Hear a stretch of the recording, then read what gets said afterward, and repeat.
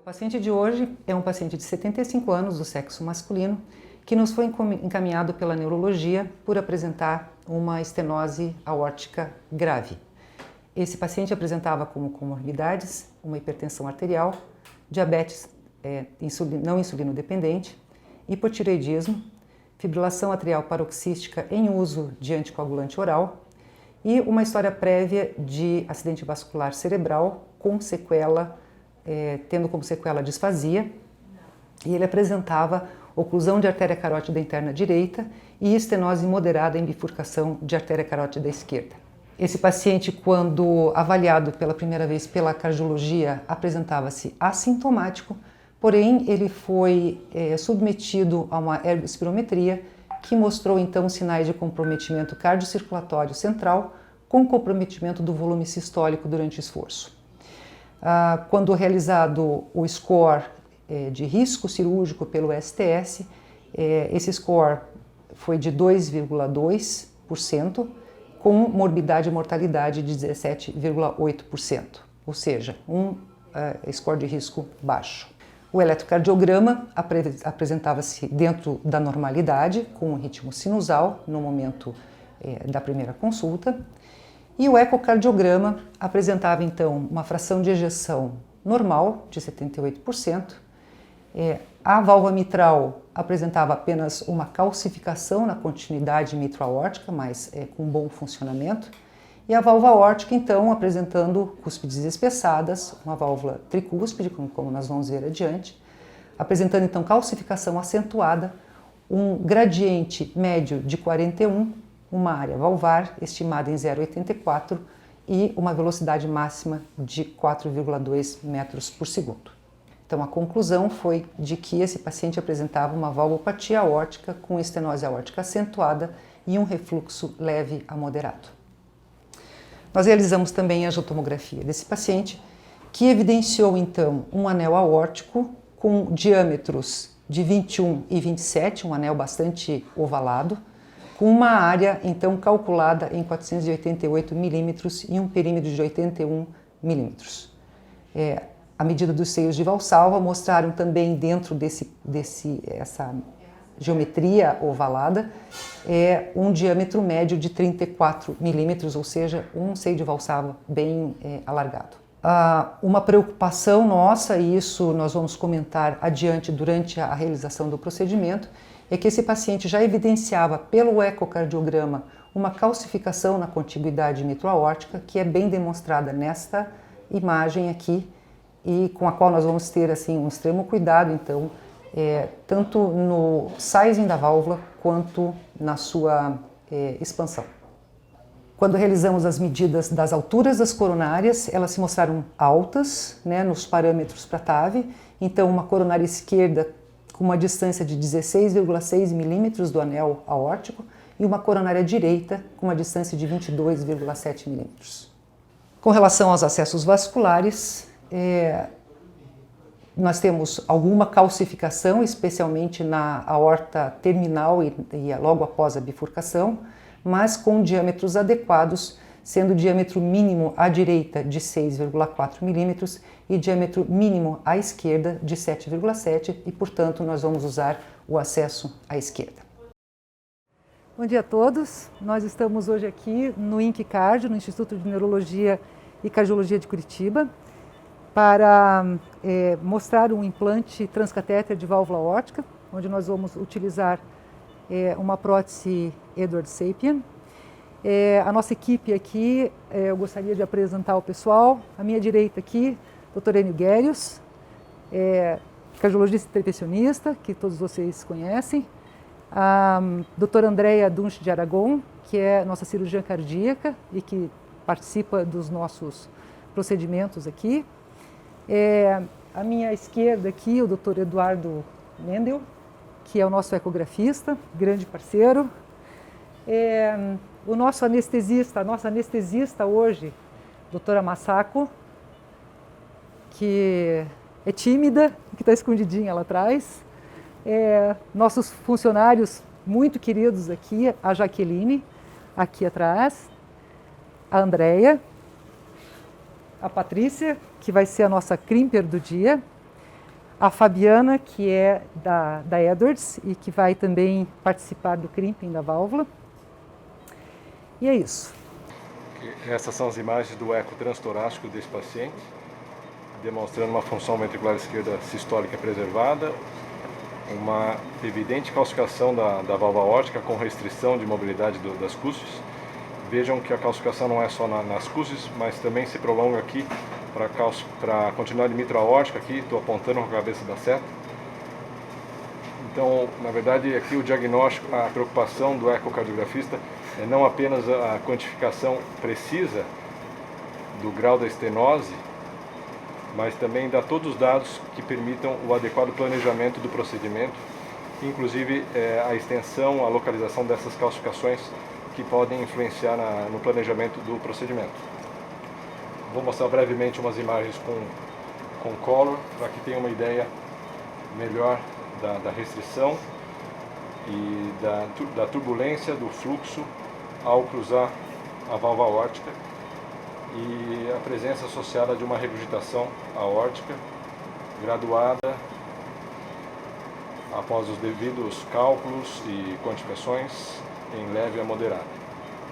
Aqui o eixo curto da válvula, parasternal, mostrando a regurgitação e a restrição, calcificação, uma válvula com bastante distorções. Nós já realizamos aqui a punção de artéria e veia femorais à direita, que como eu comentei na apresentação do caso, nós escolhemos a via esquerda para fazer o implante da válvula. E nesses dois introdutores aqui nós já temos colocado então o catéter de marca-passo, que já está posicionado no ventrículo direito, já foi testado e a gente já fez inclusive o rapid pacing para ver a efetividade do pacing.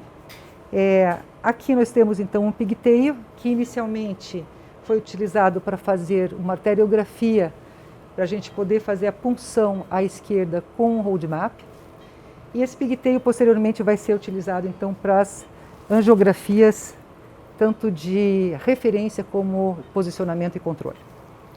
Então agora nós vamos fazer então a punção da artéria femoral esquerda.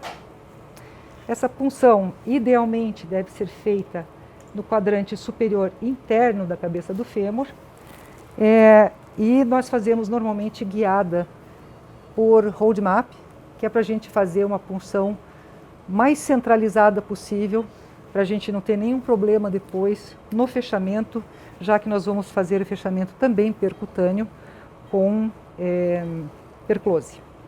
Nosso paciente está sedado, então o controle ecocardiográfico vai ser feito pela via transtorácica.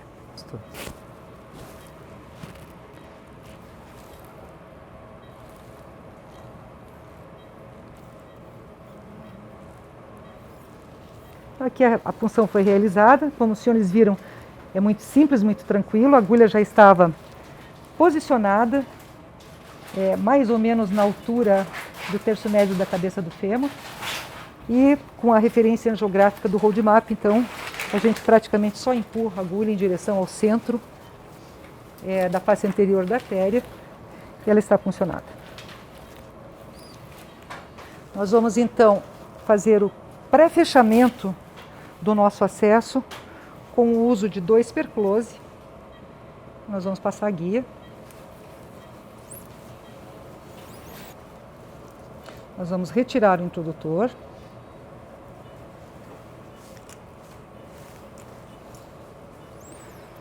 E entrar então com o primeiro perclose. Esses dispositivos então são colocados de forma cruzada, né, de forma a que a gente possa obter uma perfeita hemostasia. Nós introduzimos o ProGlide, retiramos agora a guia. Nós vamos agora continuar introduzindo até que a gente observe o jato de sangue que confirma que o nosso dispositivo está dentro da artéria. Nesse momento, então, nós vamos girar, nós vamos baixar o pé do ProGlide, tracionar um pouquinho e colocar as agulhas. Nós vamos cortar o fio, baixar o pé, retirar o ProGlide, recuperar os fios. Importante que eles sejam colocados reparados do lado que a gente girou, porque o primeiro ProGlide que foi colocado é o primeiro que vai ser fechado. Então agora nós vamos recolocar o fio guia e entrar com o segundo dispositivo. O segundo dispositivo então vai ser colocado da mesma forma. Nós vamos introduzir, retirar o guia, ir até a artéria, confirmar a presença pelo jato de sangue. Vamos girar, baixar o pé, tracionar, colocar as agulhas, cortar o fio, baixar o pé,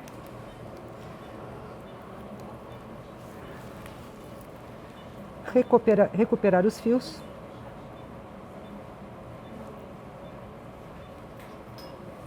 e agora recolocar o fio guia. Bom, nesse momento eu vou fazer a troca agora do ProGlide por um dos dilatadores que vem no kit da prótese.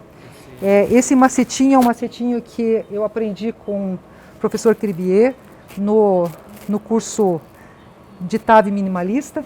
E é uma forma prática porque os dilatadores eles são bastante longos, bastante flexíveis e nos permitem então fazer a troca do fio guia normal para o fio guia extra stiff, que vai nos dar suporte para a colocação então do introdutor arterial 14 frente, que é o que vai ser usado nesse caso.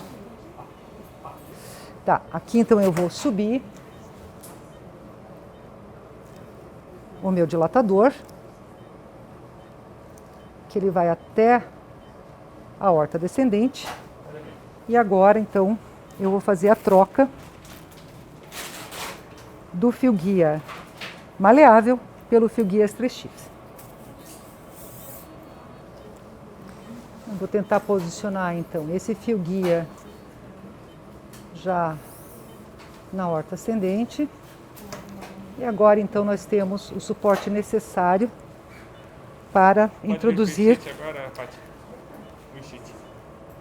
o introdutor do sistema que vai servir para levar o sistema de entrega da válvula. Bom, esse introdutor então que nós estamos colocando aqui, como nosso plano hoje é a utilização de uma prótese Sapien 3 de tamanho 26, essa prótese é compatível então com o introdutor 14 frente, que é esse aqui, que nós chamamos de IX. Esse introdutor tem uma particularidade interessante, que ele é dilatável, então no momento que a prótese passa, esse introdutor se dilata ligeiramente, né? Então agora nós vamos colocar o introdutor. Normalmente a gente faz isso com escopia, sempre segurando aqui, porque ele não tem fixação aqui do dilatador com o introdutor. E aqui então a gente vê que ele sobe muito tranquilo, sem problemas maiores. Um detalhe importante é sempre fixar esse introdutor na pele para que ele não trabalhe durante o momento que a gente está manipulando o sistema de entrega. Então aqui nós vamos fixar. E nesse momento que a gente já está com o introdutor posicionado, então nós vamos fazer a heparina do paciente. Bom, nesse caso especificamente, porque nós estamos utilizando uma prótese S3 que tem um perfil baixo e nós não temos muita calcificação na válvula, nós vamos então fazer o implante dessa prótese sem pré-dilatação. O próximo passo agora é fazer a ortografia de posicionamento que vai nos dar a referência num plano onde a gente possa ver a válvula aórtica alinhada com o plano frontal, com as 3 cúspides equidistantes e alinhadas num único plano. Nós vamos agora progredir o catéter pigtail. A nossa posição de trabalho, normalmente, a gente consegue definir pela própria angiotomografia, e aqui nesse caso, ela foi estabelecida como oblíqua anterior esquerda 2 e caudal 8. Aqui na tela vocês podem observar então aquele cálcio, né, que tinha na linha da válvula aórtica comitral, então aquela parte um pouquinho mais alongada de cálcio ali, e o restante então de forma perpendicular àquela sombra ali, o cálcio da própria válvula. Nosso pigtail está posicionado, nós vamos fazer então a ortografia. E aqui a gente observa então que existe, como já havia sido mostrado pelo eco, uma insuficiência aórtica de grau leve para moderado. Ok? E dá para ver também aquela fileira de cálcio, a espícula de cálcio que sai da cúspide e em direção à mitral. Na via de saída do ventrículo esquerdo. Okay. Agora o próximo passo então é cruzar a válvula. E para isso, como é uma aorta relativamente larga, nós vamos utilizar um catéter L2, mas pode ser também utilizado de rotina o catéter AL1. Com a ajuda de um fio guia de ponta reta, um fio guia teflonado de ponta reta, então nós vamos cruzar então essa válvula. Nós cruzamos a válvula agora então. Oblíqua direito. É importante na hora que a gente cruza a válvula, que a gente volte o arco para a oblíqua direita, para a gente ter a verdadeira noção da extensão do ventrículo esquerdo e para a gente não correr riscos de perfuração do ventrículo esquerdo com o fio guia reto. Agora a gente vai fazer uma troca, nós vamos trocar esse catéter AL2 por um catéter pigtail, de forma a gente poder então fazer as medidas de gradiente e depois posicionar a guia específica, né, que vai nos dar apoio para a colocação da prótese, que é uma guia que hoje nós vamos utilizar, uma guia Confida da Medtronic. Por favor, tira aquele... Ah, tá, saiu. Então, agora nós vamos fazer a troca por um catéter pigtail.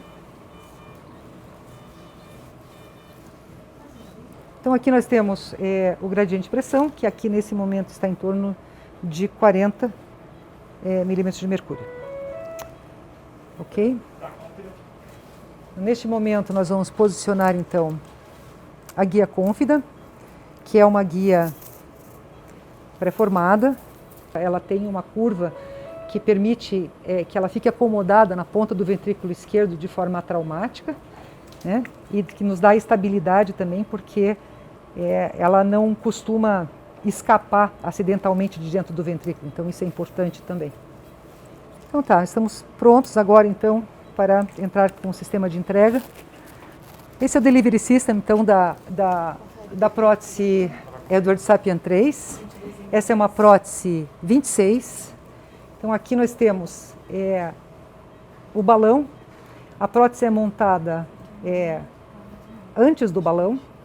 Nós verificamos o posicionamento dela de forma que a gente veja que a base da prótese está distal e o ápice da prótese está proximal, porque ela vai ser implantada por via retrógrada, ok? Então aqui está o inflow, outflow, certo? E o posicionamento dessa prótese no balão, então, é feito dentro do paciente na aorta descendente. É um sistema 14 frente, né?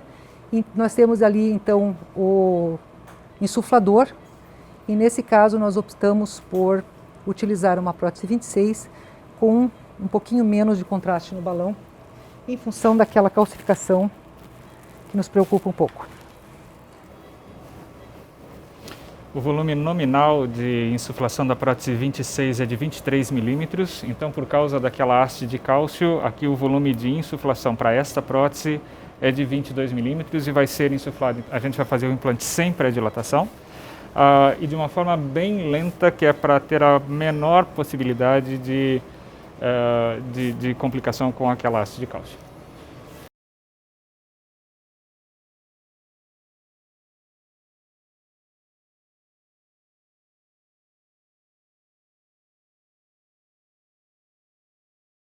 Normalmente a gente coloca num campo, tira o zoom, né?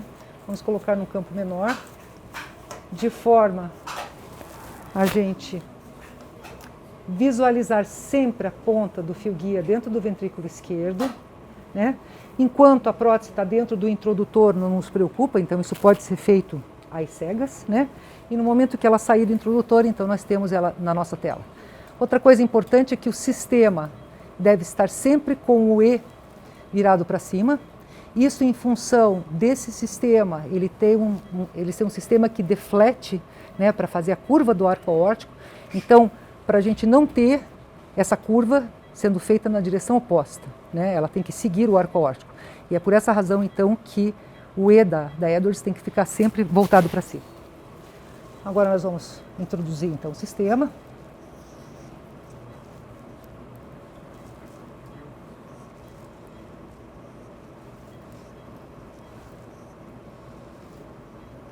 Agora está vendo ele sair do introdutor, saiu a prótese, saiu o sistema total, ok? Sempre observando então a ponta do fio guia no ventrículo esquerdo.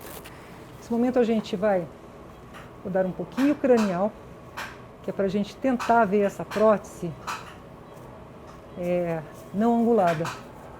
Próximo passo então agora é posicionar a prótese sobre o balão. Então nós vamos inicialmente destravar aqui, certo?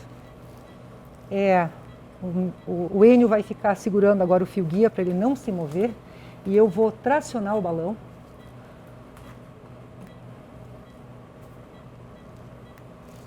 Até aparecer essa marca branca aqui.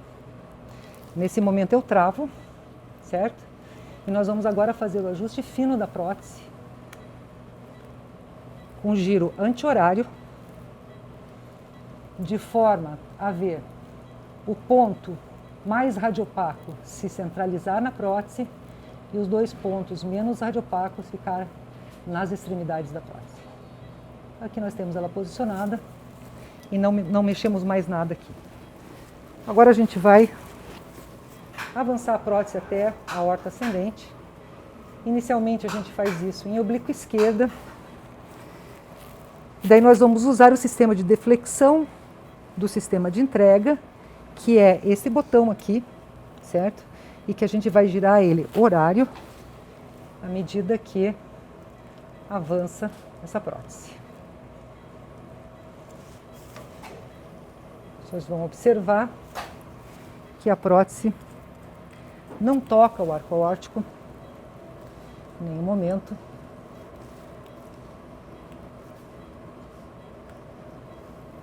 Até que a gente consegue atingir facilmente a aorta ascendente. Agora aqui o que nós vamos fazer é dar um nosso zoom novamente. Nós vamos cruzar a válvula. Cruzou. E agora é o momento que nós temos que retrair o catéter até aqueles 3 pontos, porque esse catéter ele está comprometendo parte do balão e isso pode ser catastrófico no momento do implante, porque se esse catéter não for retraído, o balão pode insuflar de forma cônica e essa prótese pode ser embolizada então para dentro do ventrículo esquerdo. Então tem que ter extrema atenção nisso, esse é um momento bem importante.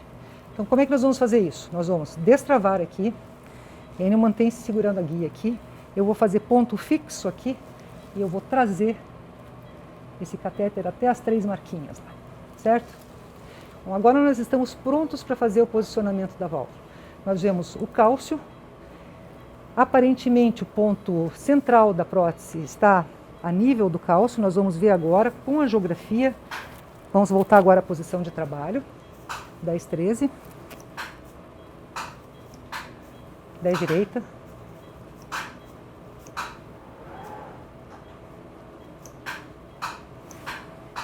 E agora, na nossa posição de trabalho, nós vamos posicionar a prótese fazendo angiografias com o catéter pigtail. E agora vamos fazer o testezinho. Injeta. Tá bem bom. Aqui nós estamos É aí bem. mesmo. Ok.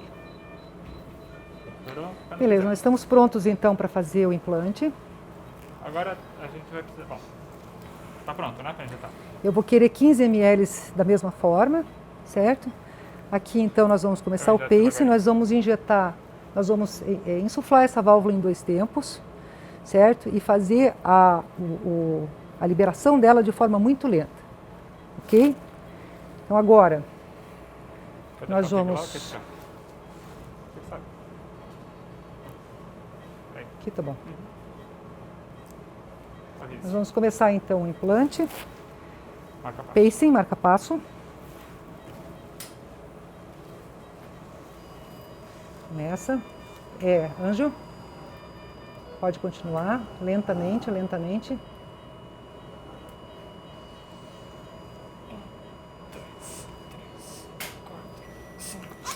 Ok, vamos desinflar. Marca-passo, tira.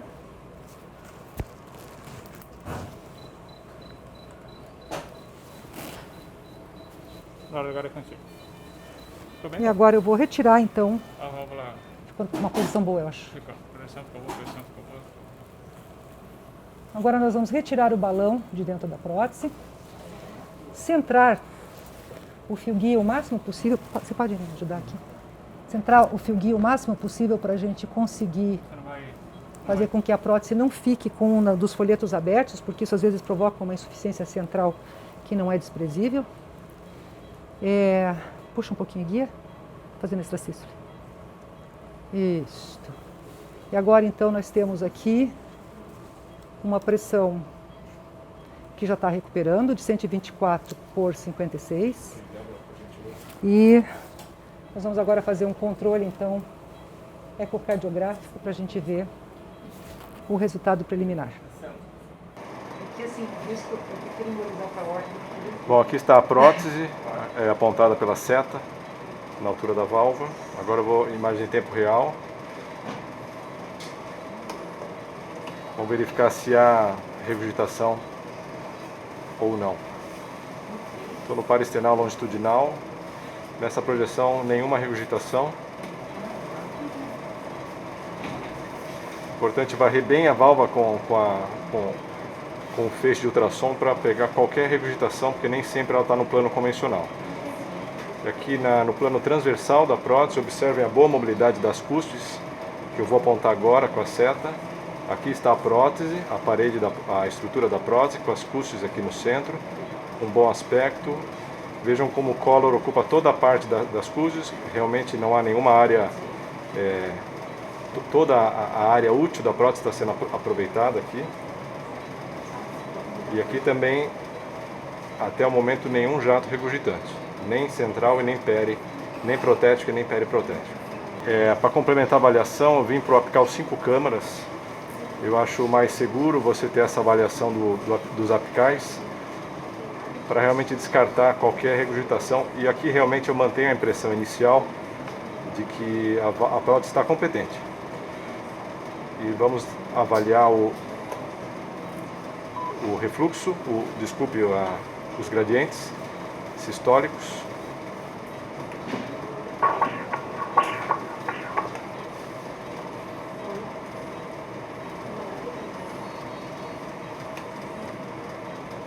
Aqui é o Doppler pela prótese.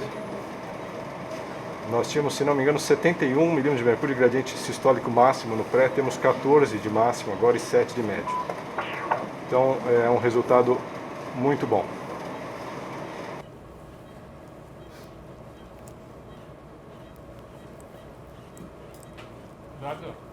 Então agora o que nós estamos fazendo é colocar um pigtail né? Nós vamos retirar então a guia Confida e vamos agora fazer a medida do gradiente final.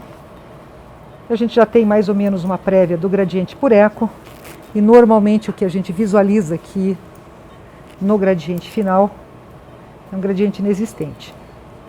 A ausência de gradiente, então, uma superposição da curva de aorta com a curva de ventrículo. Notem que a pressão diastólica da aorta ela está bem distante da pressão diastólica final do ventrículo esquerdo, mostrando que realmente essa válvula está competente, como não existe nenhuma insuficiência mais importante, tem uma curva dicrótica bem saliente. E outra coisa importante de se observar é que o complexo QRS continua estreito, ou seja, não houve nenhum tipo de bloqueio durante o implante da prótese. Nós vemos então a prótese bem posicionada, né? As coronárias estão bem visíveis, a gente vê a coronária esquerda lá em cima, a coronária direita que era bem alta, então ela está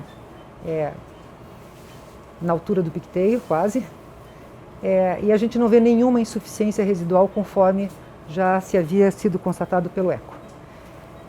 Então era isso, o implante está feito, resultado muito bom. Nós vamos fazer agora o fechamento do acesso arterial aqui do 14 frente com os ProGlide e a gente vai terminar então fazendo uma arteriografia de controle para termos certeza de que não houve nenhuma complicação vascular ou algo que possa nos preocupar no pós-procedimento desse paciente. Eu procuro sempre fazer a retirada do introdutor 14 frente, o IX, com o dilatador dele, que é para minimizar ao máximo qualquer trauma pela borda do introdutor, no momento que a gente passa por alguma eventual placa que é comum nesses pacientes.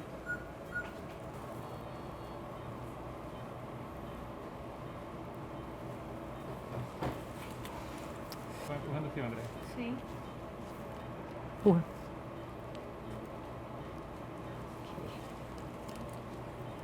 Já desceu. Desceu. Aqui a gente já percebe que não tem nenhum vazamento, então a gente já pode retirar o fio guia. Certo? Então nesse momento agora a gente pode já fechar os nós e cortar os fios. Novamente nós vamos fazer a mesma manobra, de forma a apertar os dois nós. Ok? A gente observa uma hemostasia boa, então nós podemos agora cortar o fio. Aqui nós temos então o resultado final, uma hemostasia perfeita. Ok? Então a nossa angiografia de controle mostra que não tem nenhum extravasamento, né? É um vaso bastante calibroso, que apresenta uma leve indentação, mas nada que pareça oclusivo ou preocupante. Eu gostaria então de agradecer a todos, a todos aqui na sala, a todos vocês na plateia, e vamos então dar seguimento ao nosso programa. Obrigada.